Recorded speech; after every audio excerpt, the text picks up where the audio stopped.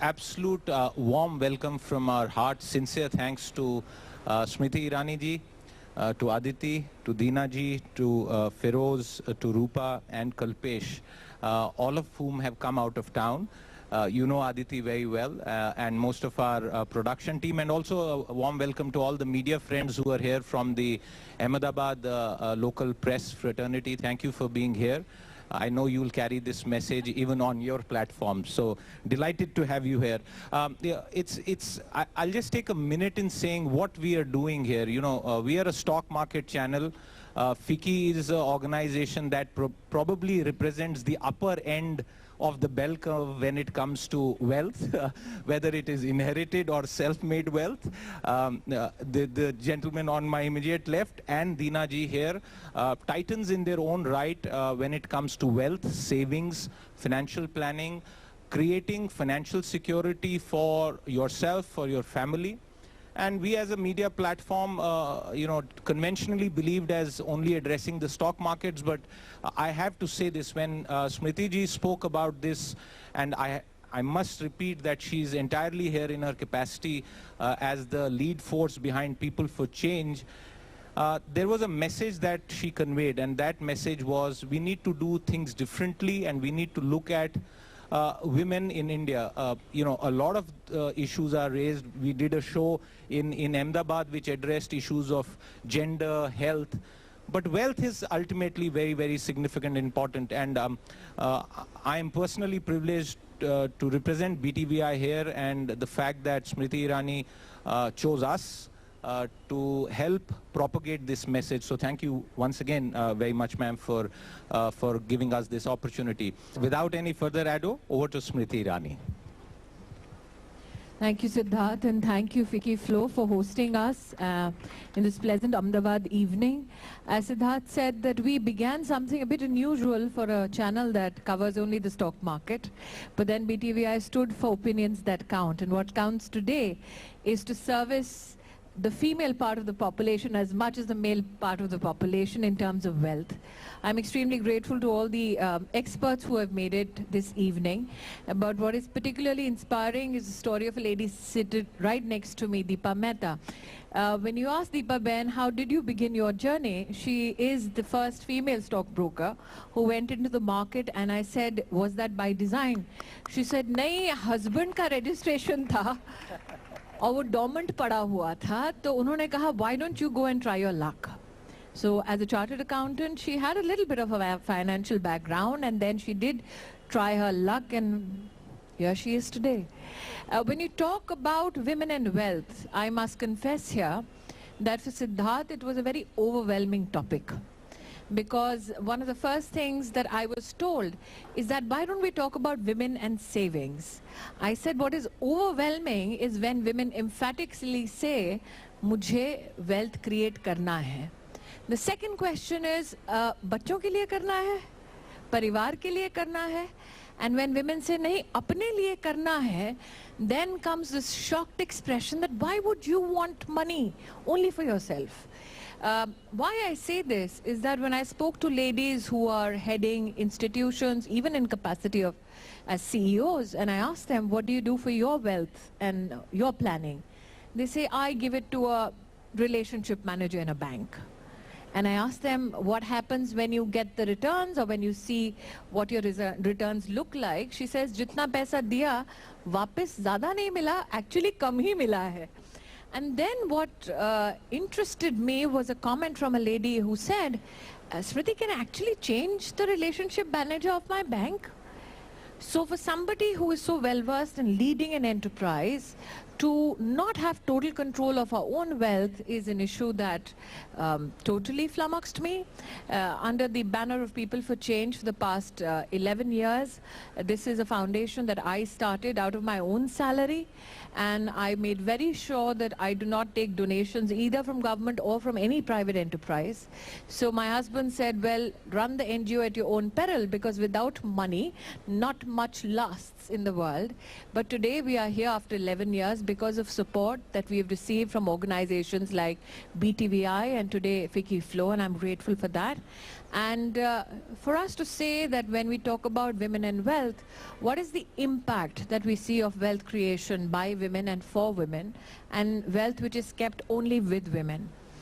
One of the fundamental changes we have seen is that women spend wealth that they either create or save on behalf of their families on issues like education and health. More so for their family, less so for themselves. So this is a platform where we are urging women to create wealth for themselves. Look after yourselves. It is fine to create wealth for yourself and empower yourself before you go on and try and empower the rest of the world. So I'm grateful that we found a very, very solid partner in BTVI, and we are grateful that Siddharth Zarabi and his team led this initiative. And the very fact that we have a gentleman leading the pack with People for Change just goes to show that this team today on this platform is evenly divided between 3 women who are achievers in their own right and 3 gentlemen who will try and talk to us about how to create wealth. But my request today to all the panelists is that though we have the high end of the society seated here, many amongst the audience today also work individually with either organizations or girls or ladies in various capacities, or have female employees in their own enterprises that they can help.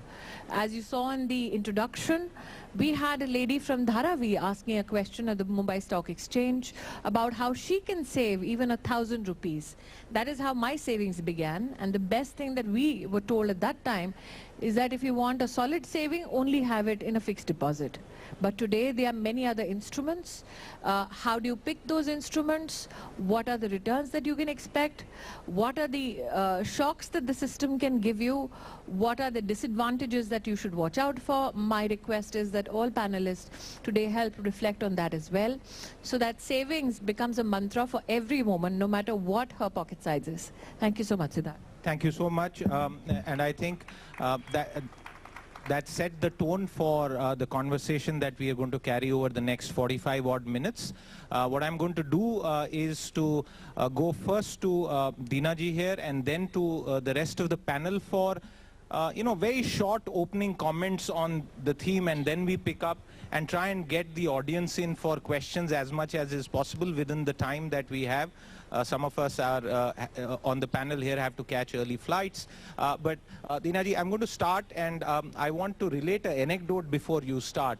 When Ekta Kapoor, who is a stellar example in the chosen field, spoke about her experience, she related a very interesting anecdote where she said that her initial start was from capital that was given by her father. And it was almost as if, and I hope I'm capturing the sentiment right, it was almost as if he said, "Theek hai, paise le lo." He just gambled on her. And then she related the fact that how she built up a business, and that business went through the first cyclical downturn, which many business people know is a given. And then virtually at the stage where they mortgaged their family home to be back where she is today. So that was a very fascinating example. You have dealt with this subject for years now. You yourself are very successful. I'm going to ask you to start by relating an anecdote yourself and sharing your wisdom. I think I'll start where Ekta Kapoor started, and that is wealth creation is as much a social problem as a knowledge problem. I would say it is a social problem because we are brought up to think that wealth should be created in name of the son only. Parents normally, when they talk of their daughters, they want to put aside some gold and some money for the daughter's marriage. But hardly any financial assets are created in name of the daughter. If it is share certificate, son's name is put after the wife's name. Or if it is a bank FD, the son's name is put in the FD. If it is your house, a nomination is created in favor of the son. So entire line of thinking, and I will give you very interesting example of Bombay Stock Exchange. Bombay Stock Exchange, the rules and regulations of Bombay Stock Exchange had a definition of who could be a partner. And the relationships are father, son, grandson, nephew, uncle, but no mother, no wife, no daughter. And it took me almost 5 years.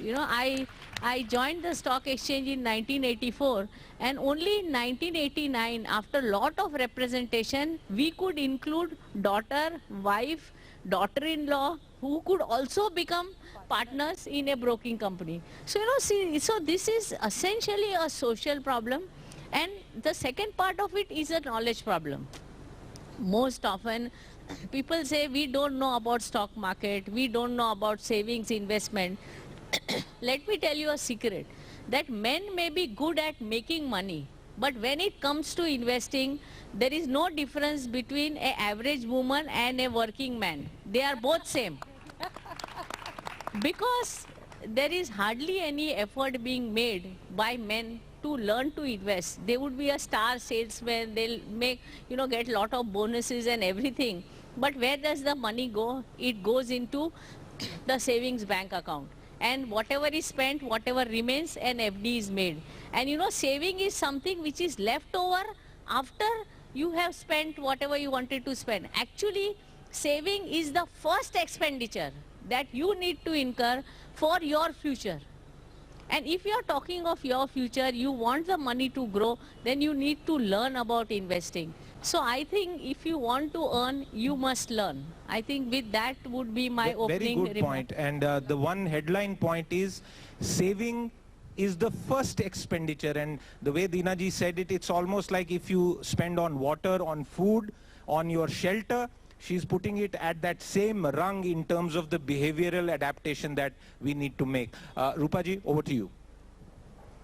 I'll start with what I would say is saying that my experience has been, I think women are one of the best financial finance managers in the house. They are the first one when inflation hits. The inflation hits the woman of the house the first. She understands what is the cost of milk and vegetable, how much it has gone up. The husband doesn't understand. At the end of the month, when you say that my money has been short and I need more money, he jumps out of the seat. So when I do financial investment planning and when I do advise men who call me and say that I want to invest money, I always insist that I want the women of the house to be there. So he'll say, what would my wife do? I said, she will understand better than you would understand when I talk. He said, they look at me very odd, and I said, no, I insist that I will come to your home and I'll talk.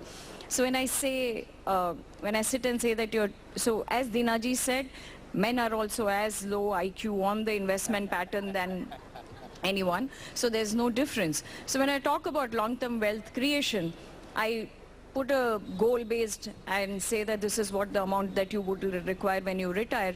They look at me and say, are you gone insane? What are the figures? I don't think I would require this much of money after a few years.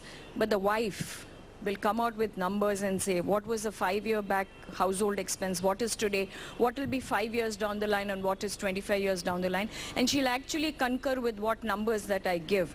And that's where it starts. And I leave it to that, and I'll say both of you can decide and come back to me and tell me saying that how do you go?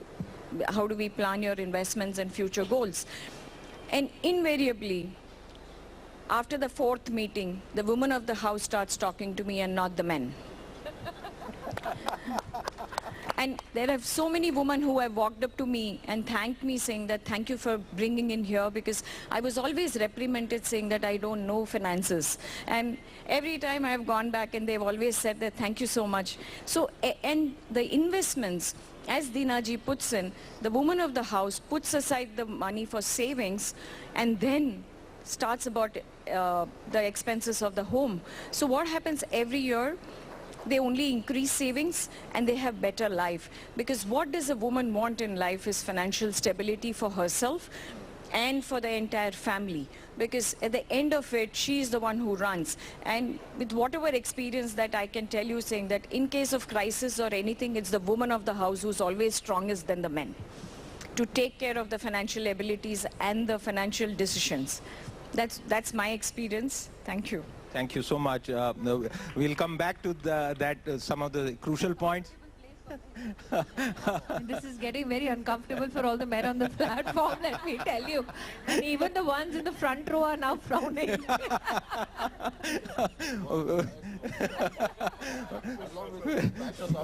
Feroze, you have a tough act to deliver now, so over to you without any further ado. Super. So to my mind, if I break it into three parts, the introduction, it's very important to first understand and define wealth for yourself. Before you get into managing it, the definition of it, to my mind, is very critical to establish. And it could be different for different individuals. Wealth is anything which is precious to me, right? Now, women and wealth, probably women could be the wealth of the world, right? So the point I'm trying to make is if you establish what is wealth, then comes the next step of trying to see what are the attributes a woman has which a man doesn't. To my mind, women have 3-4 very crucial attributes which are required for any kind of management. They're far better at managing things.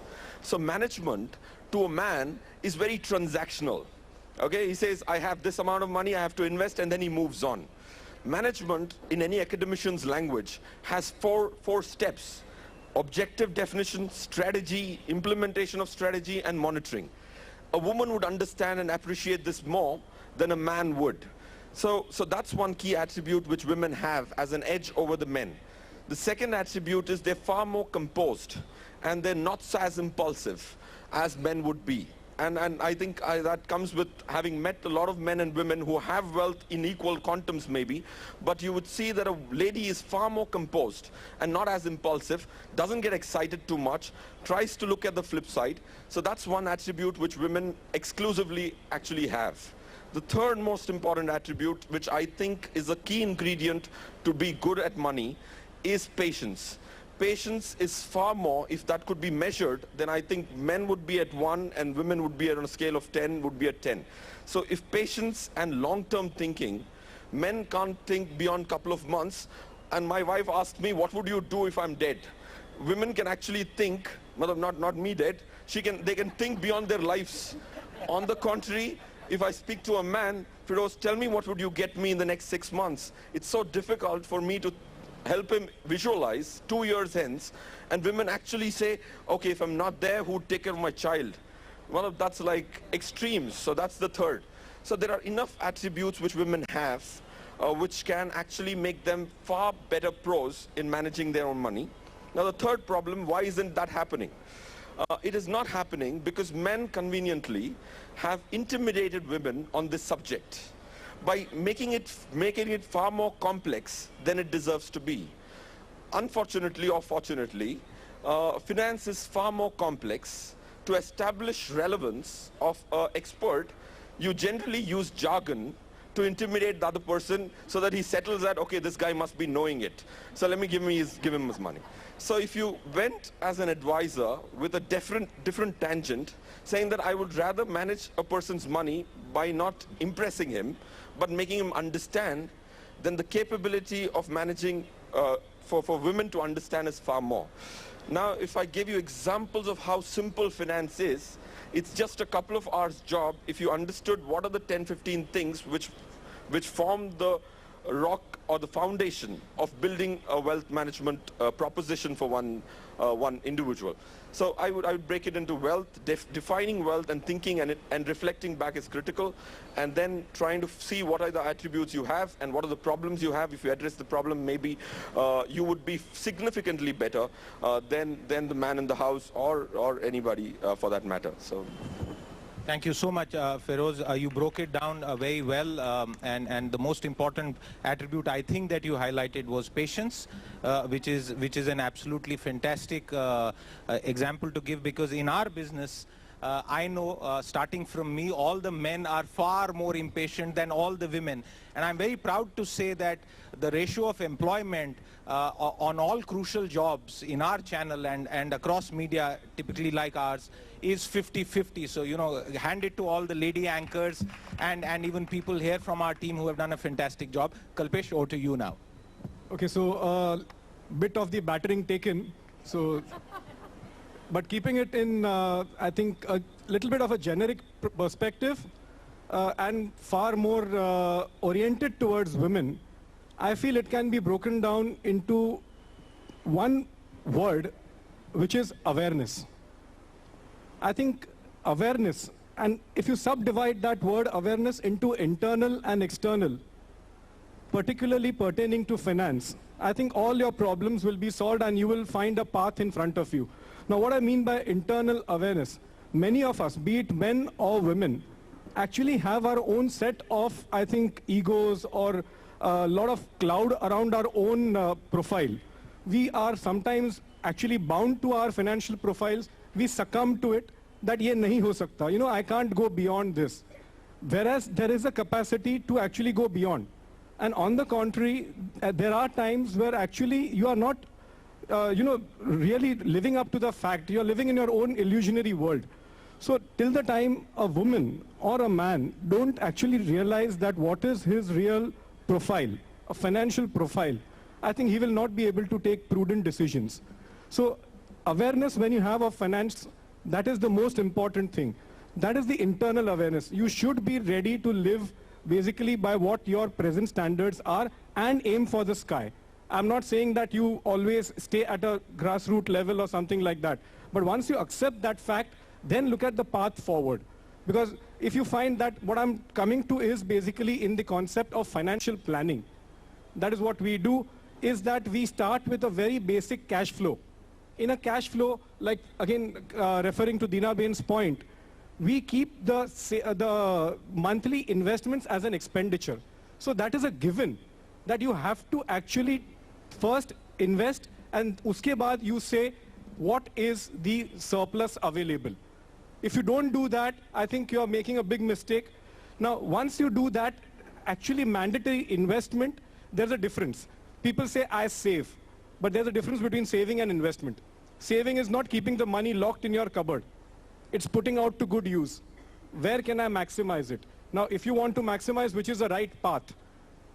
Will I be taken for a ride? Is it really going to give me good returns? Again, it draws one more channel up. Is it going to fulfill my goals?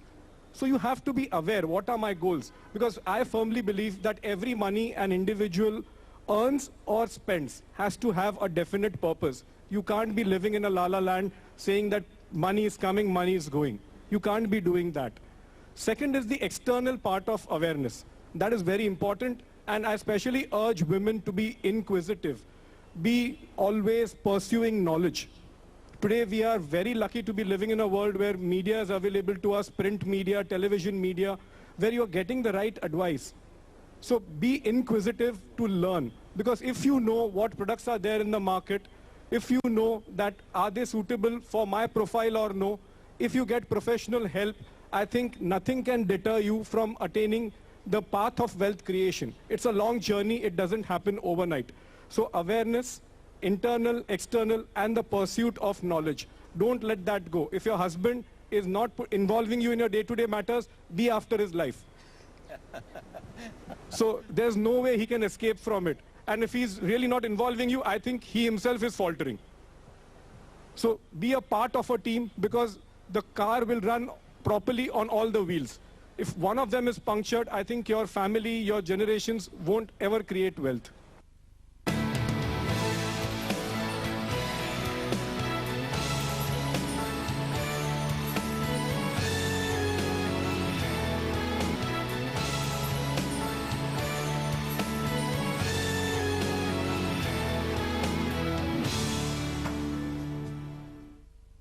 What Kalpesh said, saying that goal-based investments and why. Because India doesn't have social security. All of us need to understand, saying that from the day we start earning, we have to put aside money to create wealth over a long periods of time, because investments need patience and time. So it's very important saying that you would start investing small, but the duration of period could be long and you could create immense wealth for yourself. But these are important points that you need to understand, not that you wake up at the age of 40 and realize saying that, oh, I'm going to retire in the next 5-10 years and I want to create huge amount of wealth. That's the time when you take a lot of risk, and that's why you say that this product is riskier and that product is riskier. Please understand saying that it's important saying that you need retirement funds, you need medical funds for yourself when you retire. These are two important things from the day we start earning should be there at the back of our mind. I think if I just take off from where Rupa and I'm glad what Feroze said, women have this capacity to visualize what will happen if I'm not around, which men don't do. That's a very inherent quality, but that comes when you enter a family system. I have seen normally women get into this whole mode of saving once they enter into a wedding or a marriage. My question is, at what age should one start preparing yourself that what are the kind of financial steps you need to take, even if you're not getting married, if you're a single professional or a college-going girl who wants to even save from, let's say, a commuting prospect or some money that she has. How do you define that journey for yourself? आएगी फिर मियाँ बीवी घर ले लेंगे, नहीं तो कोई आप घर दे दें या उसमें मदद करें. My thing is, at what age should a girl decide, I want to own a house for myself? How do I start owning that house? What are the processes? And when we talk about information out there, what are the right sources for information? Because every information out there is not the correct information. So there is also that one handicap, that which is the correct source to go and get at least some kind of proper information, because products keep multiplying over a period of time. So the source of information, the age where you start thinking. Right now what I see is that अच्छा saving है मतलब husband wife component है या family आप matrix में है तब. So if you begin single, how do you do it? If you want to create a home for yourself, how do you do that? And where do you get the correct information? So can I answer that? Yeah, sure. Everybody, everybody on the panel. So a very relevant question which Smriti ji put. I think I'll first answer that and then Feroze can take over. I'll try to put it in figures, okay? And it's a simple arithmetic. The answer to that is start early. It's very simple.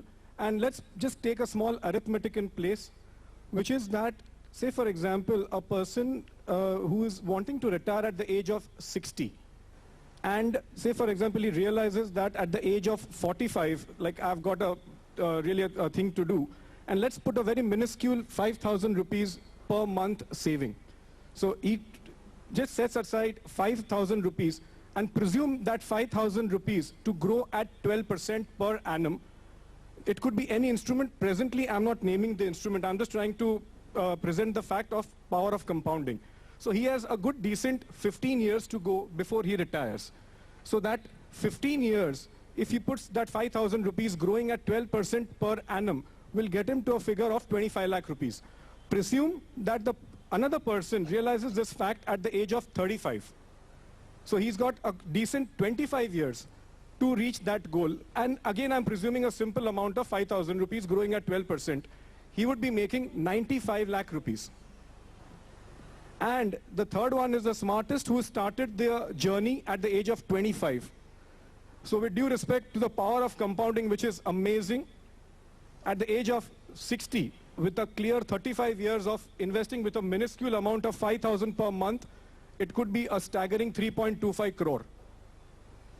So that is when we say that the returns. What about people who earn less than that?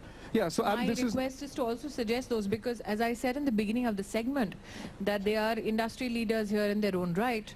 And the idea behind at least this engagement with BTVI is you pay it forward.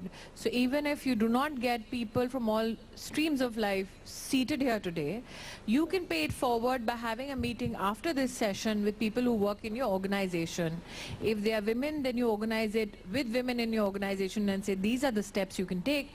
If it is men, then as Rupa has said, that invite their spouses and say these, or if not spouses, their children, and say these are the pathways that you should be engaged with. So what about people who want to save, let's say, lesser money as compared to 5,000 bucks a month? Yeah. So then probably, you know, the equation is that you look at the schemes which are being offered by the government in the small saving schemes, where the minimum amount is even 500 rupees. You start looking at those type of schemes which are giving you 500. In fact, those are the ones which are secure.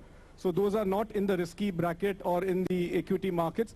But you also have now, if you are in the right hands, that in mutual funds also, you can start with as low as 500 rupees. Right. I think Feroze would supplement that. Yeah, we can go across the panel on that. Yeah. Feroze, and then Rupa, and then Dina ji, please. So to Smritiji's first question of when should somebody start? Irrespective of the source of the money, where you get it from, it could just be a pocket money. Savings have to start as soon as you have the money. Irrespective of whether you earned it, somebody gave it to you, it's your pocket money. So the sooner you start, I think the merit of power of compounding has been exhibited adequately. But before you get into investing at all, to my mind, you will have to get your goals right. And everybody thinks goals start and end with respect to wealth management in terms of making money. See, for you to be involved in this decision of wealth management in your families, you will have to give your spouse things which he might have overlooked. So I would want to give you a couple of points which I think your family might have overlooked, which you need to consider. When you add value, then involvement, like Rupa was mentioning, would become inevitable because you've added value by giving points which have been missed. So point one which I'm trying to make is get your goals right. Goals are not the start point of just making money. There are goals which are, now for example, I do events, 5 events in a month, in a closed room of 40, 50 really large HNIs. When I ask them with a show of hands, how many people have a registered will? Okay, and I get surprised each time with no hand going up. See, the point I'm trying to make is managing money is not just about growing it.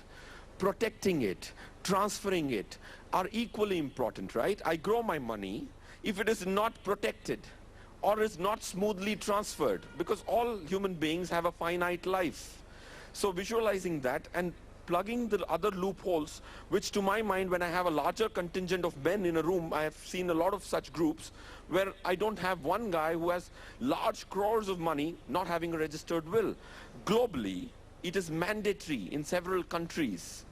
Okay, now if I give you example, I think this one point is critical, is why I'm spending a couple of minutes as a goal, is that registration of a will is mandatory, so that all the extra effort you did in a lifetime, which is represented in a bank account, is not under dispute.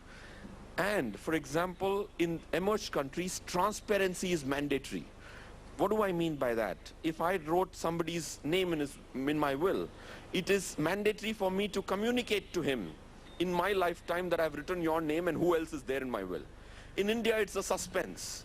The person is no more, and unfortunately, or think about the irony, the guy who has written such a large document, such an important document, is not available for clarification. And be rest assured that 90% of you women, if you actually spoke to your spouses, you would realize that he has not made a registered will.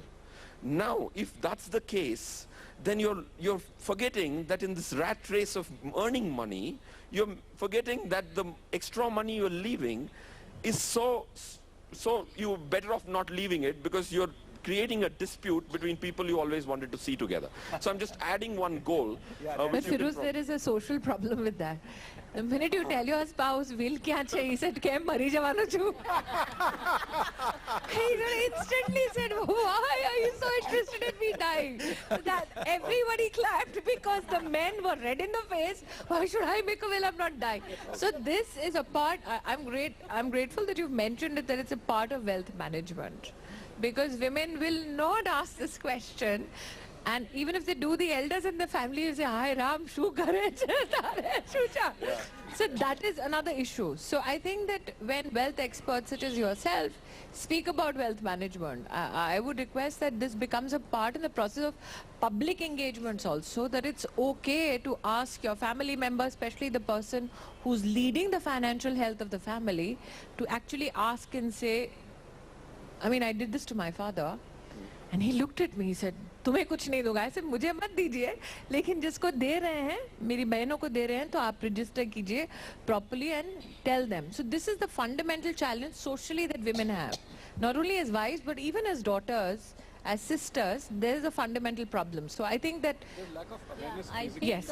you want No, to it's start. Yeah. not about lack of awareness. So what happens is, when I share what Feroze shared about wills, I'm the one who become the villain of the pack, and I go and ask the husband and say that, have you made a will? The wife will call up and ask, you ask him. If I ask, there will be a problem. So even there are children who have come back and told me saying that, why don't you tell my father to make a will? If I ask him, then it'll be very odd that I'm asking him. So I do that sometimes. Okay, let me just come back to what Smriti Ben's question was, which says, when do you start? Okay, you start from the day you start earning. You start from the day you have pocket monies. You have opportunity to create wealth for yourself, bring in financial stability for yourself. I think most of the women, the moment they start, the day taxes have to be paid, we start running to invest for tax saving instruments, right? But what do? We go and tell our parents, and they will tell you saying that take an insurance. You'll call somebody and take an insurance and say that, okay, today's problems are sorted, and I have taken a tax break, let's see next year. But I think all of you need to spend some time. I think we go to Amazon and look at all those pictures about what we want to buy. I think you should go online and check out saying that what are all the products available. Today, internet gives you a lot of opportunities. Read, ask, share. Speak to people who are there into the business. Speak to some people who have been experts. Speak to people who have been there in this business for a long time, to help you and guide you through this whole process. I think most of the time it's inhibitions which makes us saying that we don't go and ask and we take wrong decisions. I think you need to go speak, and today everything is available on internet. So please speak, ask. I think that's the best way to learn. You might make mistakes but that one mistake will teach you a lot of things. I think when you do tax saving instruments, that's the first investments that we all have started in our life, and it starts from there. And I think you can save even 500 rupees minimum. I think to an extent there are some funds where you can invest even 100 rupees. I've done 100 rupees for a lot of people, and I think it makes a lot of difference. So don't think what would 100 rupees make. I think if somebody had saved 1,000 rupees in the last 20 years, that 1,000 rupees today is around 50 lakhs worth. That's the kind of wealth it can create. So don't think small amounts. It doesn't make a difference. It's every drop of water which makes an ocean, and I think that's what financial wealth is all about. So small things make a lot. I would like to answer her question. One small. Like the problem of broaching the topic. I think I've come across that same problem when I have given this advice, because it's not unique to one family. So I think leading by example is the only way to solve this problem. You don't have to ask anybody to make a will. If I have an asset, whatever it's worth, if I made my will, and if I went for a registration, then I have a right to actually comment, or I will not even need to comment, saying that, oh, with 1/10 of the assets in your name, you're going for a registered will, and I'm not. That'll be leading by example. And I personally think that worked in a couple of instances. I think, since we are talking of starting point, I would like to talk about the hierarchy of the various investments that you should actually invest in. I think the first item that you should, invest in is a medical insurance. I think that is the first item that you should tick off. Do I have adequate medical insurance for my family? Number 2 is life insurance. I am going to live, say, 20 years, 30 years, and suppose tomorrow I am no more. Then for the next 30 years, what I am earning today, can I protect my family with that income? So second is life insurance. The third comes keeping money in bank. How much money should you keep in bank? Which is equal to your 3 months household expenditure. That should be enough to take care of, suppose you lose your job or anything, 3 months household expenditure. Then you go to fixed deposit. How much fixed deposits do you put? Which is your visible requirement of money, like school fees to be paid, medical fees to be paid, there is a wedding in the house, and then you go on to the risk instruments, which is mutual funds, equity shares. I think these are the hierarchy in which you move upward, and as you are young, you can take huge amount of risk. So simple formula is your age 100 minus your age. So if you are 15, say 20 years old, then you can put 80% into risky instruments, because you are just 20, you have a huge capacity to take risk. So I think these simple things, if we follow, then you can't really go Deena wrong. ji, I wanted to follow up on that, just to elaborate that point, which is precisely what we had in mind. You know, when you start young and you are not fully aware, plus you have risk-taking capability, and 10 years later you realize that you did this investment, it perhaps doesn't work for you. How do you switch portfolios? What is the right way to go about that? You know, for an unmarried girl, she gets married, she has some wealth, she wants to protect and enhance it. In those situations also, what should she do? I think the biggest area where you could lose money is equity investments. And the problem with equity investments is that people do not invest with an objective of a return. Suppose if I invest 10,000 rupees today, you know, and my father followed this principle, and I can write on stone and give you, you can never lose money in equity markets if you do goal-based investing. What do we mean by goal? Is that I will get 20% return on this investment, I will exit this investment, or if I lose by 10%, stop loss, which is 50% of whatever return target I have set, if I lose 10%, I will exit this investment. If we strictly follow this rule, then I guarantee that nobody can lose money in equity markets. Today, thanks to BTV and all the TV channels, there are enough tips which are available. Buy this, buy that. I just want to take off from what Rupa ji and Deena ji both said. Now, again, I'll give you my own case point. As Rupa very rightfully said, that when you begin young, then the first impetus you have is to save money to save tax, and not about how that money can actually grow. So while Deena ji spoke about switching portfolios, biggest area where parents tell girls to go in and save is insurance. And now when I look at my own insurance investment as a young girl, I'm like, oh my God, what a waste. So when you want to do even an insurance spend today, what are the avenues that you can do it on? And another thing, for me, you know, there are areas like advanced science and nanoscience, and mutual funds falls in that category. So, and honestly, the jargon that Feroze was talking about, so it's like one of those mutual funds, and suddenly, you know, there is this, it's like a black hole in the universe, which you can't enter, you can't understand, so you just go around it.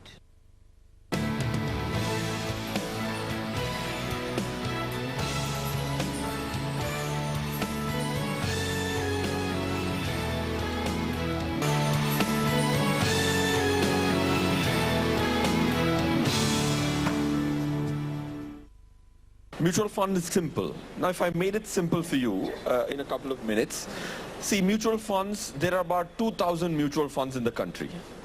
Okay? And most of them are not relevant. If you just chose the category, there are 18 categories of mutual fund. So just for the sake, and I think 2 categories can get a person through with his mutual fund investment. One is an equity mutual fund, which is diversified category.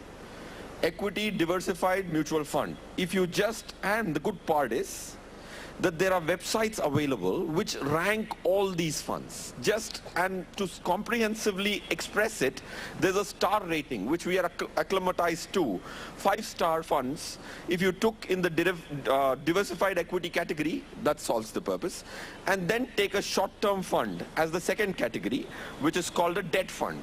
One is a little riskier fund, the other is a safer fund. Both these funds, if you just took 5-star rated funds, which is a comprehensive analysis of saying which one is the right one for you. There'll be 2, 3, 5-star funds. Just choose in these 2 categories in a ratio depending on your liquidity requirement, and then you can ignore maybe 1,995 of them. And don't bother about them at all, and you will not miss them at all. That's basically intellectual stimulation, which a fund manager enjoys by launching these. So if these are the 2 categories, and there is a comprehensive analysis in the form of ratings, like you go to a hotel and you rate them in stars, that's how a fund is rated. Then coming to insurance, very, very important advice, learned the hard way, is to say there's only one insurance relevant. All the rest of them are not relevant. If anybody tells you to buy insurance, which is health, life insurance. If I die, if my dependents get money, that's called life insurance. Anywhere I insure my life, I will have to die for my dependents to get. In that, you have to just remember one word called term plan. Anything else, discard them brutally. Okay, even if there is a gun on your head, you're not taking anything other than a term plan. I'm using larger statements so that it gets registered. So point two, which I'm saying is, we analyzed 2,000 insurance policies. Like Madam was saying, I realized it didn't do a great job. Why? Because it was clubbing investment and insurance together. Don't ever club objectives. Feroze, to interrupt you, are you referring to hybrid insurance products? No. See, there are unit-linked insurance plans. So just remember what you have to do. Everything else need not be done. Term plan, which says, for example, at a reasonable age of 30, 35, if you paid 25,000 rupees, you get a 1 crore cover. 1 crore insurance cover. If I pay 25,000 rupees a year, if I die, my dependents will get 1 crore. That's a good way to protect my salaries. If I'm not there, who's going to earn? So that 25,000 is gone for good. It will not come back. But it's such a minuscule amount, you should not club. So that's point two. And the most important thing, which I would very humbly disagree with Madam, not Smriti Madam, on the direct equity bit. Okay? Yeah, I dare not disagree with her. I'm just kidding. Okay? So, on a lighter note. But the point I was trying to make is, I think women have this attribute of lower ego relative to men. Okay, telling the man that a mutual fund guy will do a better job than you managing stocks is a very tough task. Okay, last 1 year, I analyzed 823 large portfolios. All the men, when I said, let's compare your performance with a mutual fund guy, the guy said, I'm beating them hands down. Okay, but then when mathematics spoke for itself, 772 of them were doing worse off than a mutual fund. Okay, and then I ranked them, saying that there are 141 mutual fund managers. Where do you rank? Each of them are ranked at 100, 120, somebody at 142. But he still believed that he was doing significantly better. So maths don't speak, English can speak a different language. So the point I'm trying to make is the best instrument for you is to outsource it. If there are people who are earning, now the best fund manager earns 15, 20 crores a year. If I can outsource it to him at a minuscule price of 1,000 rupees for every lakh, why would I not outsource it to a guy who's actually earning 20 crores, but he's offering me the service at 1,000 rupees? As an individual consumer, what are the prerequisites that we should look at before we actually pick a wealth manager? Or how do we engage with the relationship manager in a bank? I think that is something that would be useful for everybody. So how do you pick the person who will help you with the stock market or with your wealth management, or even engage with your bank for these services? So I'll answer that question which Smriti ji asked first. That now as the field is expanding now, with due respect to all the relationship managers of the banks and everything, they are attached ultimately to a financial institution, and they do work on certain orders and instructions and certain targets. So it's very difficult that probably matching his targets with your goals might be a very difficult, I think, permutation to match. What I would suggest here, not that it's our profession or something, that we have very able financial professionals or financial advisors who actually look at what I've been telling earlier, your profile. In fact, when you sit down with a financial advisor or a financial planner, he does not tell you about the products first. He first asks you what your goals are. So like, for example, everybody's profile might not be hunky-dory. So he might be saying that, okay, I need to do planning, but it's for a crisis. So in that case, he might do the planning, but all his investments till the crisis is overcome will be in secure products. In simpler terms, you pay a hell of a lot of money to go to a good doctor. 500 rupees, 1000 rupees, 1500. You pay much more for a lawyer. You even pay much more when you have some police tangle or something. So, you know, the point that she's making is that do not cut the throat of your advisor. It is not 250 rupees for preparing and filing your tax return, which you can do online now. Please appreciate the experience and the knowledge that they are bringing to the table. That's what I was trying precisely to tell, that a proper financial planner will first take into stock your profile. He'll waste a hell lot of a time understanding where you stand, what your aspirations are, what your goals are, what your current situation is, and then he will recommend a product for you. So that is where a proper financial advisor comes into the picture. Take professional help. Do not shy away from paying fees on that count. It's all reasonable. Now, coming back to the point which Smriti ji and Feroze shared, I would like to reassert one point on insurance. Friends, insurance and the word investments do not sync. By investing in an insurance policy, nobody becomes a millionaire, and 100% you do not create wealth. It's as simple as that, that all these hybrid products which we are talking about in insurance neither do serve the purpose of giving you a sufficient life cover or protecting, or even forget protecting, I think enhancing your wealth. It's, to put a simple analogy in perspective, if you go to a doctor and he prescribes you a tablet which is a mix of an antibiotic and a protein. So I think that makes no sense, because an antibiotic is supposed to protect you. Right. Whereas the protein is supposed to make your muscles grow or something. Right. So two things are distinctly different. Do not mix both of them. Right. One point I want to say, and then we'll go to Aditi for her question. And we'll start audience questions immediately after this, if we can get mics into the audience. Thank you. I think Smriti madam had a very, very important question, which is the start point of the advice, na? Saying that how do I choose? But fortunately, unfortunately, a lot of us deal with banks and there is a relationship manager, and you don't take professional standalone advice, because there is, in India we trust the banks more. They're more trustable.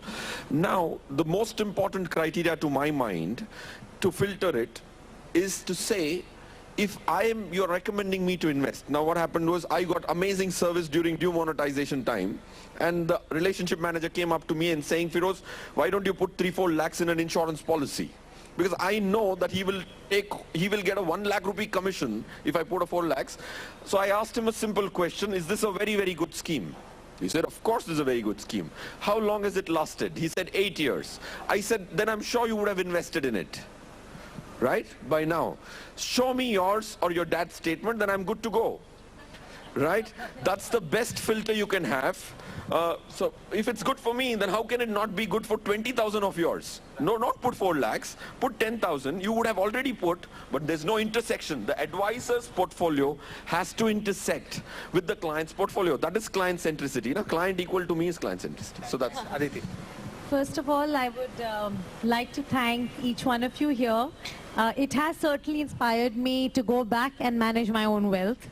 I have not been a finance person at all, but it has inspired me to go back and ask my husband questions on the finances. He's thinking will right now.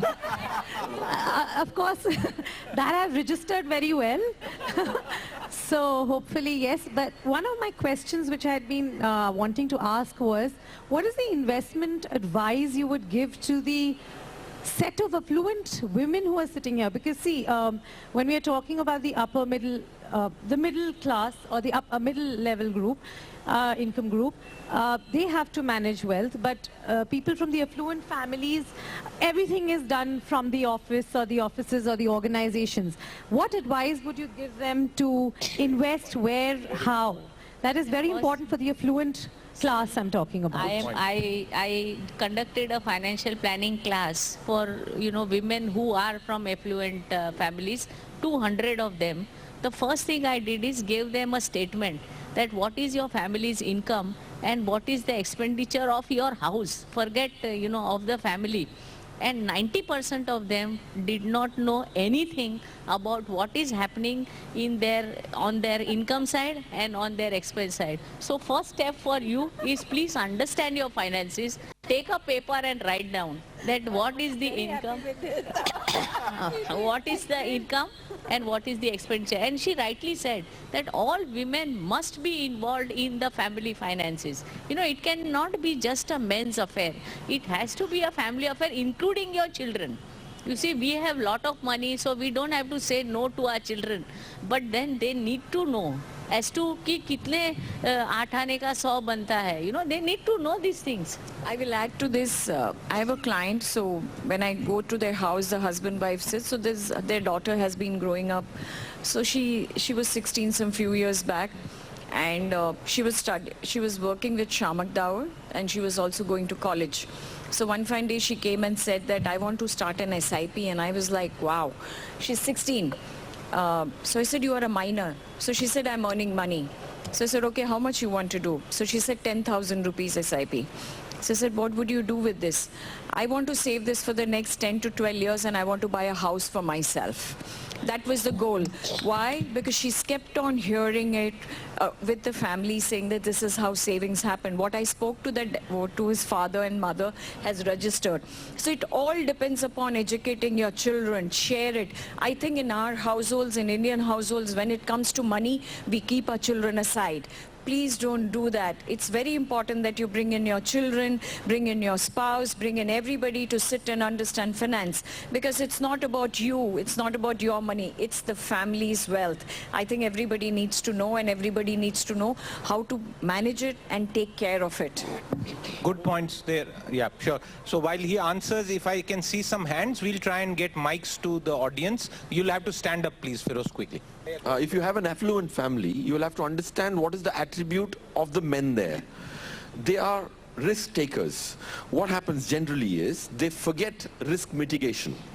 Now, very importantly, when you're managing a lot of affluent families, you realize that every signature a person is doing, he's bringing in risk of litigation, bringing in risk of attachment to the entire family. Affluent families have already acclimatized themselves to a specific lifestyle. Okay, so in India, there are 3 methods to create encumbrance-free assets.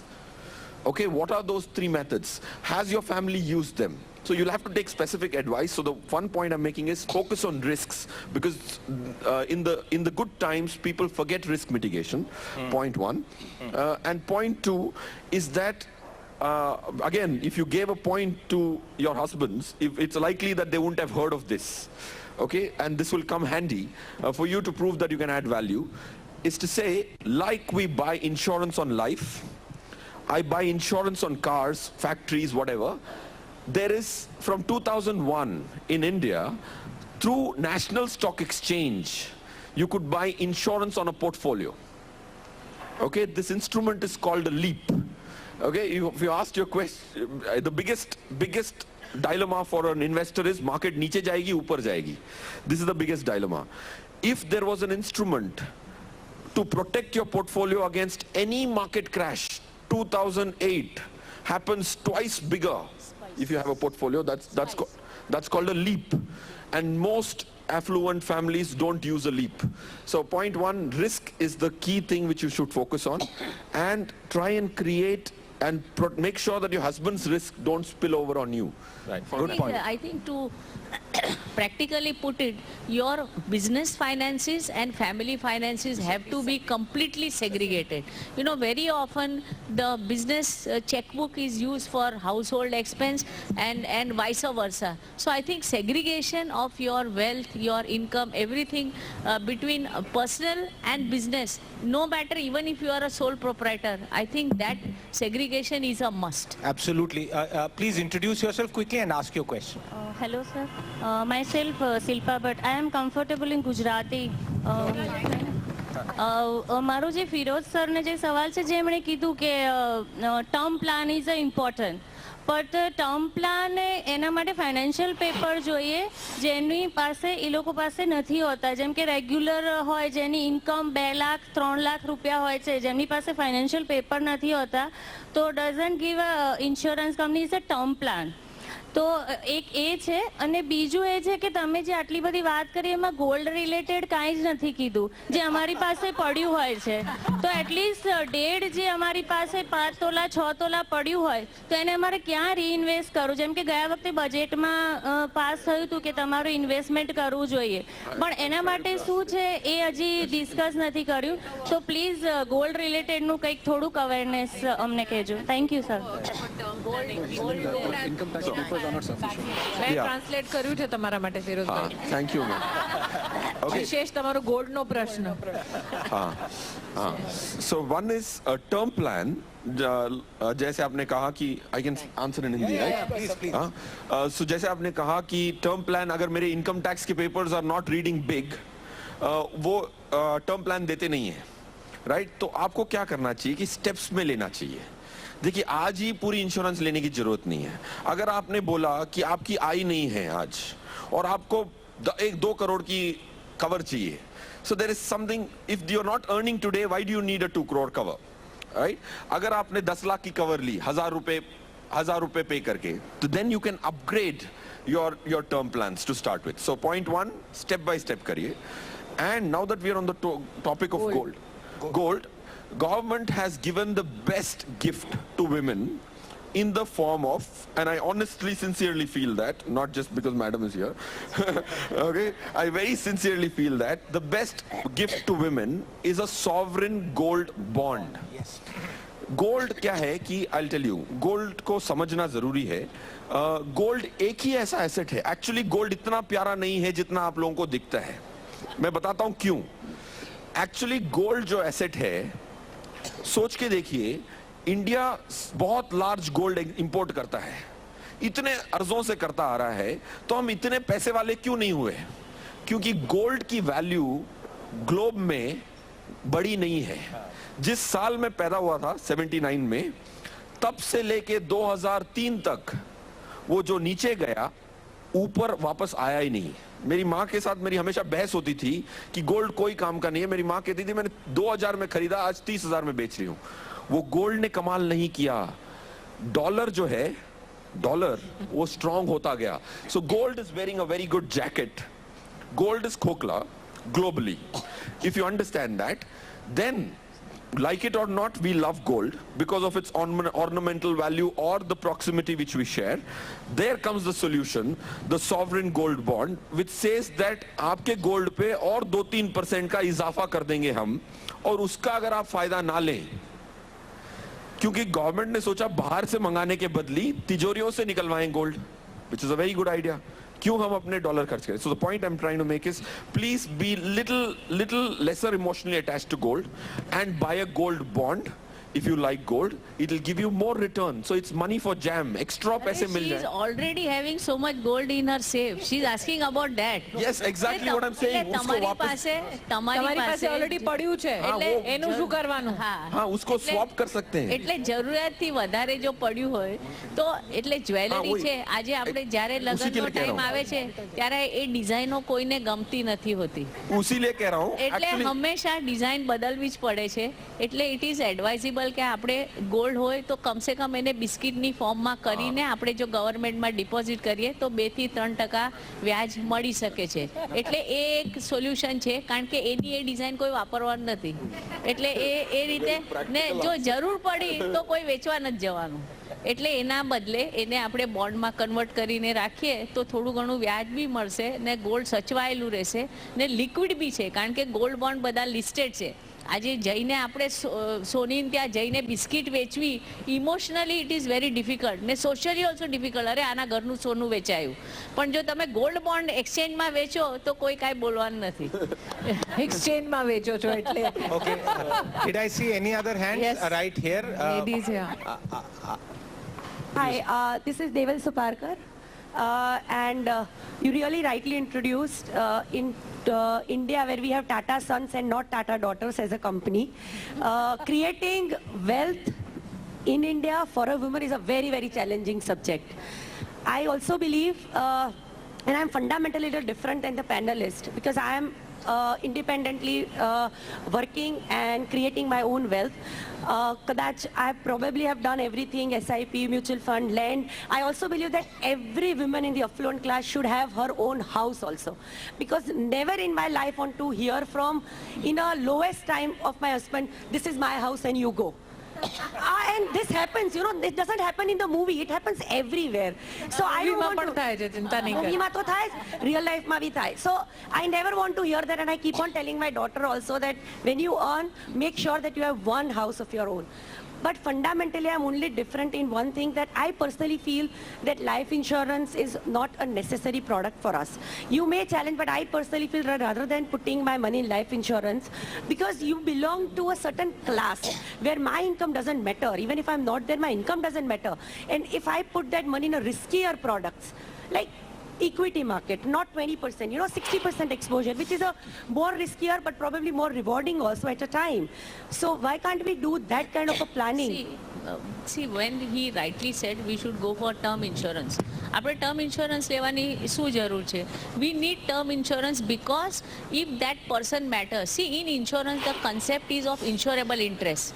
જેમ પેલા બેને કીધું કે મને ઊંચી policy નથી આવતી. કેમ? કારણ કે તમારો insurable interest નથી. So if you don't have an insurable interest, you feel that like your life does not matter, your income, future income doesn't matter, then you don't have an insurable interest, then you don't buy an insurance. This is for families where you are dependent on that person, and the person has an insurable interest for the other family members. If there is no insurable interest, there is no problem. And I think that is very important, insurable interest. So if you feel કે મારા કરવાથી કઈ ફરક નથી પડતો, તો don't take it. So that's not required. So I'll add here for your question saying that every individual's investment is completely different. A wife's portfolio, a husband's portfolio, a son's portfolio, everybody's investment is different. There are no two people who have the same kind of risk-taking ability, the needs, the responsibilities and everything. So what, as you rightly said, it all depends when Kalpesh said it, we do planning at a level. We decide all this when we discuss with investors one-to-one, saying that what are the needs, what are the future needs, what is the expectation that you have today. So it's a completely different thing. So when she said it is in general, because we are talking for a different strata of society from up to down. So each individual will have a different goals, each different will have, so everybody's plan would be different. Okay, one last question. I think you had raised, Yeah, in the front. Was the there? lady with the mic. Yeah. Yes. So, my name is Shriya Damani. I'm a young entrepreneur, and as Biflow, we like to know about angel investing. So I'm essentially talking to an affluent class who's doing risk capital, and we, as a currently Prime Minister is talking about Startup India, and we don't look at angel investing. I did a research, and there's a lot of research which is available which says that women are at disadvantage when it comes to venture funds or angel funding, when they go out there to ask for funds for companies that they start. So would you like to know? So there is a research paper which says that handsome men get the most amount of funding, non-good looking men fall second, third is non-good looking women, and all of you in the panel would, all the women in the panel would be last in that order, because they're good looking women. You are not doing justice to the venture capitalists. They go for the idea. I think idea is always the biggest attraction, and then the person comes thereafter. So I think if you have a great idea, I do not, subscribe to this. I just want to share something which is documented right now. When the Pradhan Mantri Mudra Yojana was launched, we gave under the government's aegis cover and loan without any collateral from 50,000 onwards to 5 to 10 lakhs. The whole process was that whoever wants the loan has to present the document as to why that loan should be procured and how it will help them in their business and how the returns will happen on the loan. You'd be happy to know that over 70% of those who received loans across the country were all women. So fundamentally, what does it reflect is that when women are given an opportunity through a banking solution, they do know how to make those little projects, approach the bank, get the loan for themselves, and returns on the loans that they have taken are much more safer even for financial institutions.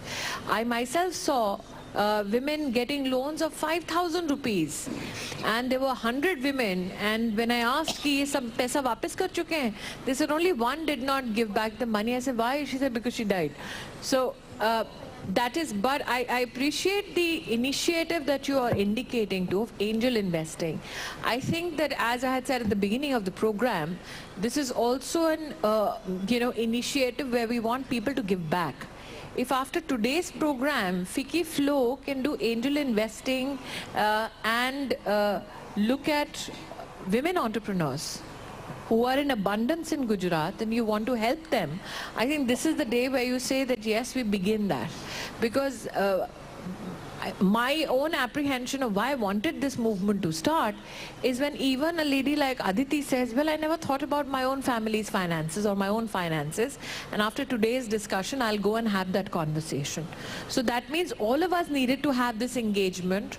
I have to make a declaration. I never knew that, there is an insurance available at the National Stock Exchange so that the fluctuations of market does not hit the middle income family that is enamored by equity but is always the ones to suffer when there is a humongous crash. So those are the lessons that we take back. But my request is, Aditi, I think that this angel investing, especially for women entrepreneurs on behalf of Flo, will be a great contribution after today's program. Actually, you see, there are angel investors who are available. Like I organize this program in other, like IMC I am associated with. You can get a dozen investors. They will come throughout the day, and people can go and make presentations to them. So I think a lot of angel investors are very enthusiastic to really find out good ideas and good innovators, and you can easily do that program. Absolutely. We are starting young, so we are actually the Young Ficky Ladies organization. A good point there, just to add before we wrap up, because I know there might be several more questions, but there's an opportunity to talk to people on the panel here offline when we just assemble in the next hall. But one point, we are sitting in Ahmedabad, and we must recognize that one of the largest investment or idea generating stroke venture funding outfits is being set up here. It's called, I forget the exact name, there's a facility, it's called iCloud.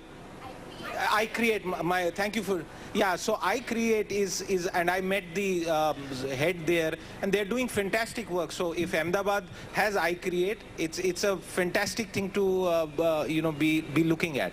Is it women here to know that angel funding is also an way of doing things, right? Absolutely. I think... So a lot of us are educated and domain experts, and we understand these businesses, and probably it's just a small amount of 2 to 5 lakhs to fund an entrepreneur to go ahead and get a lot so of... pay it forward. After today, pay it forward. Pay it forward. I think that is the best compliment to today's event, is when you understand the need to support another woman who wants to create wealth for herself. In fact, the biggest success of this program would be that your aunt, your mother, your sister, your bhabhi, your nanan, if you can encourage them to go out and work and earn money, then only there will be multiplicity in wealth creation. You can't have single people, you have to be a trend setter and not a trailblazer. That is what I believe. Please set the trend, then I'm sure others will follow. That's a brilliant point to end this conversation with.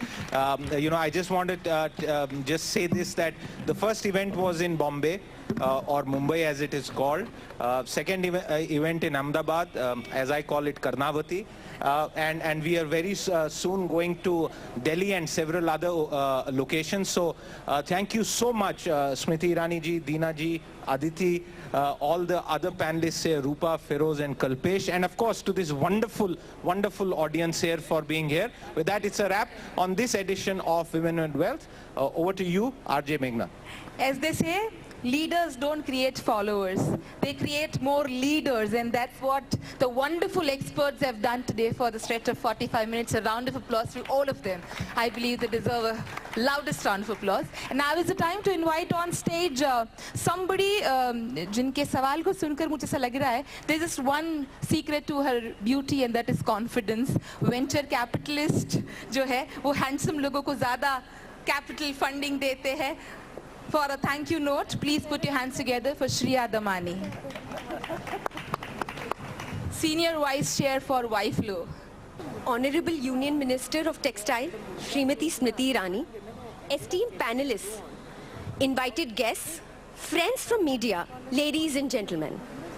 As we come to the close of this wonderful evening, it is my honor and privilege to extend a vote of thanks to all those who made this event possible.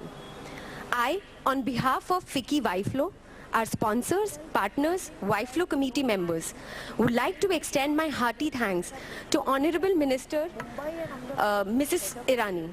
Ma'am, as a young entrepreneur, I have been in awe of your courage, wit and diligence. Your exemplary journey, insights in debates and speeches, and your work for the people of our country has inspired many of us. Today's address was no different. We are greatly encouraged by your gracious presence and address. Women are good at saving money, yet a very few of us understand how to make money work for us.